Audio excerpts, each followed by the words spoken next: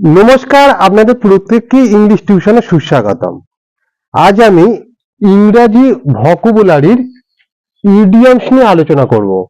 ইতিপূর্বে আমরা ইডিয়ম সংক্রান্ত বিষয়ে পঞ্চম দিনের ক্লাস সমাপ্ত করেছি। আজকে আমাদের ইডিয়ম সংক্রান্ত বিষয়ে 6th দিনের ক্লাস অর্থাৎ ষষ্ঠ দিনের ক্লাস। এই চ্যানেলের এই প্লে লিস্টে প্রত্যেকে অন্যান্য ক্লাসগুলো পেয়ে যাবে। ইডিয়মস কি বা ইডিয়মস কাকে বলে সেটা ইতিপূর্বে আমরা জেনেছি, তবু আরেকবার জিনিসটা রিপিট করছি। ইডিয়মস হলো শব্দগুচ্ছ সমন্বিত এমনই এক বাগধারা যা তার আক্ষরিক অর্থকে অতিক্রম করে একটা অন্য অর্থ প্রকাশ করে। অর্থাৎ কতকগুলো শব্দ পরপর বসে একটা নতুন শব্দ তৈরি করে, কিন্তু আগের অর্থ প্রকাশ না হয়ে একটা সম্পূর্ণ ভিন্ন অর্থ প্রকাশ করে, একটা সম্পূর্ণ আলাদা অর্থ প্রকাশ করে। এই রকম শব্দকে বা শব্দগুচ্ছকে ইডিয়মস বলা হয়। ইডিয়মসের বাংলা অর্থ হলো বাগধারা। আচ্ছা, প্রথম ইডিয়মসটা কি বলেছে দেখা যাক। প্রথম যে ইডিয়মসটা বলেছে সেটা হলো all over with. All over with এই ইডিয়মটা বাংলা অর্থ হলো শেষ, অর্থাৎ এন্ড অফ। কোন জিনিসের যখন সম্পূর্ণ পরিসমাপ্তি ঘটে অর্থাৎ কমপ্লিটলি এন্ডেড ঘটে বা সেই জিনিসটা শেষ হয়ে যায়, সেই রকম বোঝানোর জন্য অল ওভার উইথ এই ইডিয়মটা ব্যবহার করা হয়। অল ওভার উইথ এবং এন্ড অফ এই দুটোর অর্থ একই। অর্থাৎ কোনো জিনিসের সম্পূর্ণভাবে পরিসমাপ্তি ঘটবে, কোনো জিনিস সম্পূর্ণভাবে শেষ হয়ে যাবে, এই রকম বোঝানোর জন্য এই ইডিয়মটা ব্যবহার করা হয়। এর একটা উদাহরণ হলো অসুস্থ ব্যক্তিটি সব শেষ। মানে এখানে দেখো জিনিসটা সম্পূর্ণ পরিসমাপ্তি ঘটেছে, এই রকম বোঝাতেই এই ইডিয়মটা ব্যবহার করা হচ্ছে। অসুস্থ ব্যক্তিটি সব শেষ, এটাকে যদি আমরা ইংরেজিতে ট্রান্সলেশন করি, it was all over with, all over with, it was all over with the sick man. অসুস্থ ইংরাজি কি? সিক ম্যান, SI সিকে, sick man. It was all over with the sick man. অসুস্থ ব্যক্তিটি সব শেষ, এই বাংলাটা ইংরেজিটা হলো it was all over with the sick man. এই বাক্যে তাহলে ইডিয়ম কোনটা? এই বাক্যে ইডিয়মটা হলো অল ওভার উইথ, যেটা বাংলা মানে শেষ, এবং সিক মানে অসুস্থ, সিক মানে অসুস্থ।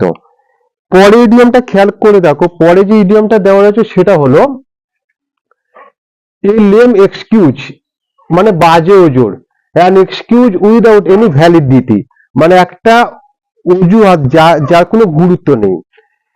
এই ইডিয়মটা ব্যবহার করা সাধারণত কোনো ব্যক্তি যখন কোনো কাজে দেরিতে পৌঁছান বা অনুপস্থিত থাকেন, সে এমন কোনো যুক্তি দেখান যেটা অবিশ্বাস্য এবং যেটা সম্পূর্ণভাবে অবাস্তব, এই রকম বোঝানোর জন্যই এই ইডিয়মটা ব্যবহার করা হয়।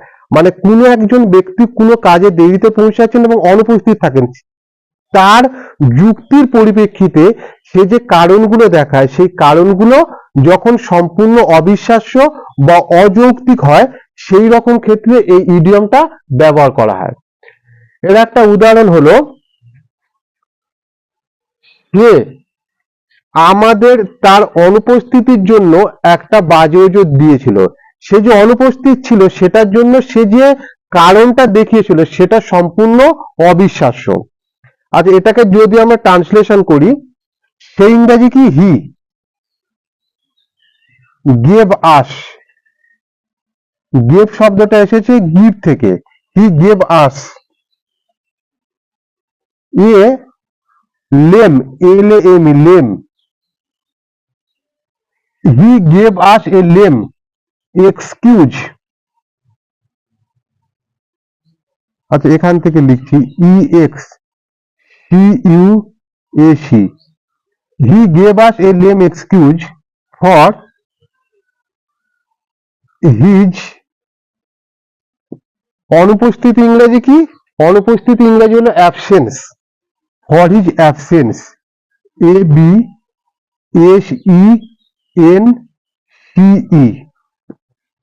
হি gave us a lame excuse for his absence. সে আমাদের তার অনুপস্থিতির জন্য একটা বাজে ওজোর দিয়েছিল। এটা ইংরেজিটা হলো he gave us a lame excuse for his absence. এই বাক্যে ইডিয়মটা হলো এ লেম এক্সকিউজ, যেটা বাংলা মানে হলো বাজে ওজোর। আচ্ছা, পরের ইডিয়মটা খেয়াল করে দেখো। পরের যে ইডিয়মটা বলছে 3 নম্বর দাগে, এ ফিশ আউট অফ ওয়াটার, অস্বস্তিকর অবস্থা, অর্থাৎ আউট অফ ওয়ানস এলিমেন্ট। আচ্ছা, এ ফিশ আউট অফ ওয়াটার বলতে ঠিক কি বোঝায়? মাছ জলে বাস করে, মাছকে যেমনি জল থেকে তুলে নিয়ে অন্যান্য পরিবেশের মধ্যে নিয়ে গেলে মাছ অস্বস্তিকর অবস্থার মধ্যে পড়ে, কিংবা তার জীবনটা সংকটময় হয়ে ওঠে, তার জীবনটা বাঁচানো দায় হয়ে ওঠে, ঠিক তেমনি ভাবে একটা মানুষকে তার চিরপরিচিত গণ্ডির বাইরে নিয়ে গিয়ে যখন অজানা, অচেনা বা অস্বস্তিকর পরিবেশের মধ্যে নিয়ে যাওয়া হয়, তখন সে সেখানে অসহায় অনুভব করে। এই রকম বোঝানোর জন্যই এই ইডিয়মটা ব্যবহার করা হয়। মানে তার চেনা জানা পরিচিত গণ্ডির বাইরে গিয়ে সে যখন একটা সম্পূর্ণ অপরিচিত সার্কেলের মধ্যে গিয়ে পড়ে, তখন কেউ যখন খুব অসহায় অনুভব করে, তখনই এই ইডিয়মটা ব্যবহার করা হয়, বা সেই রকম পরিস্থিতিতে এই ইডিয়মটা ব্যবহার করা হয়। এর একটা উদাহরণ হলো, নতুন জায়গায় আমি অস্বস্তিকর অবস্থায় পড়েছি। এটা তাহলে কে পড়েছে? আমি। তাহলে আমি হলো subject, I feel, FEEL, feel like, কার মতো? I feel like a fish out of water, out of water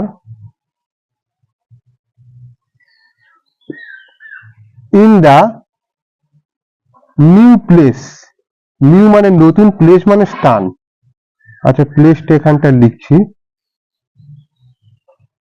PLACE।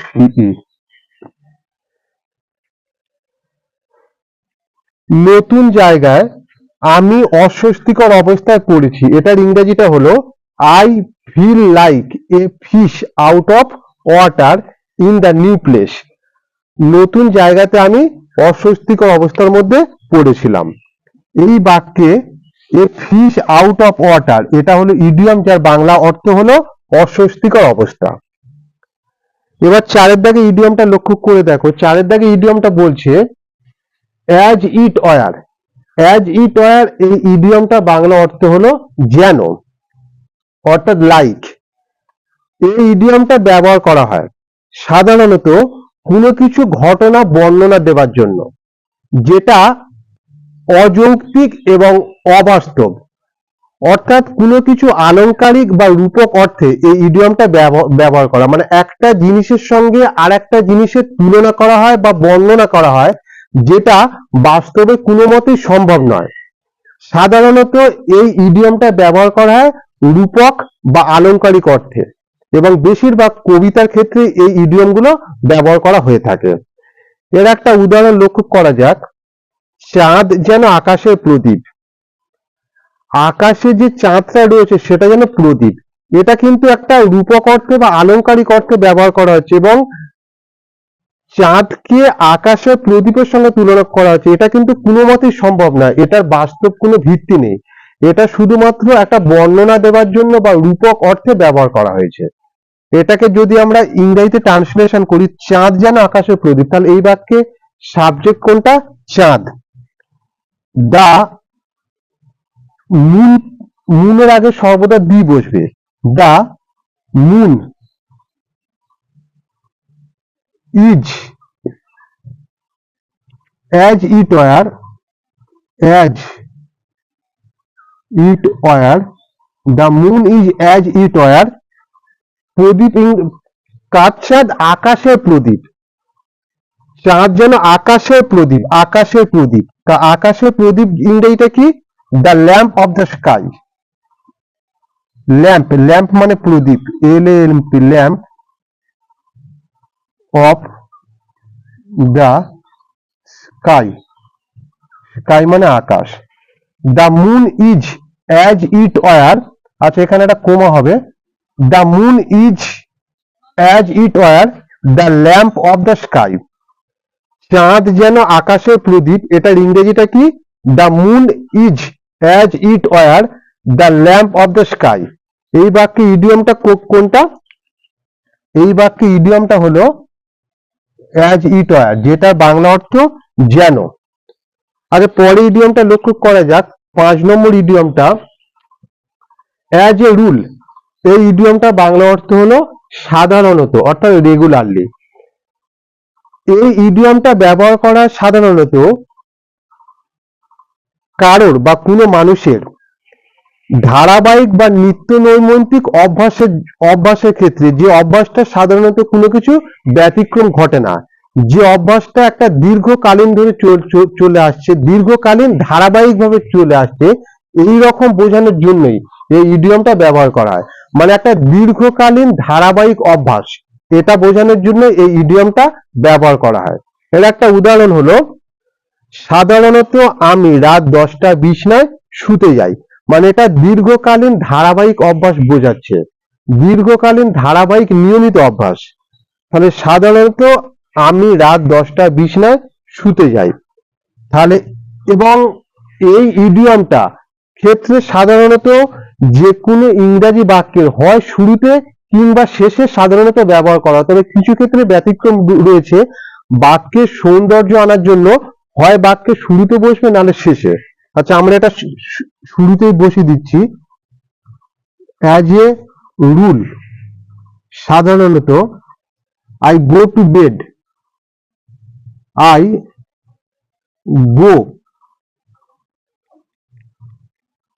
Go to bed, as a rule I go to bed at 10 at night। এখানে দেখো একটা সময় বোঝাচ্ছে, মানে দুটোই সময় বোঝাচ্ছে, 10টাও একটা সময়, নাইটটাও একটা সময়, এবং দুটোর সময় উল্লেখ করছে বলে দুটোরই আগে অ্যাট এই প্রিপোজিশনটা ব্যবহার করা হয়েছে। সাধারণত আমি রাত 10টা 20 শুতে যাই, এটা ইংরেজিটা হলো as a rule I go to bed at 10 at night, এবং এখানে বেডের আগে টুটা ব্যবহার করা হয়েছে, টু প্রিপোজিশনটা ব্যবহার করা হয়েছে কারণ বেডটা হলো তার গন্তব্যস্থল, এবং যে কোনো জিনিসের গন্তব্যস্থল যখন বোঝানো হয় তার আগে টু প্রিপোজিশনটা ব্যবহার করা হয়। এবং এখানে অ্যাজ এ রুল এটা হলো ইডিয়ম, যার বাংলা অর্থ সাধারণত। আজকের এই 5টা ইডিয়ম নিয়ে আলোচনা করলাম, পরবর্তীকালে আরো ইংরেজি গ্রামার ও অন্যান্য বিষয় নিয়ে আলোচনা করা হবে। আমাদের চ্যানেলে ভিডিও সম্পর্কে যদি আপনাদের কোনো কিছু মতামত থাকে নিচে কমেন্ট বক্সে লিখে অবশ্যই জানাবেন। ধন্যবাদ।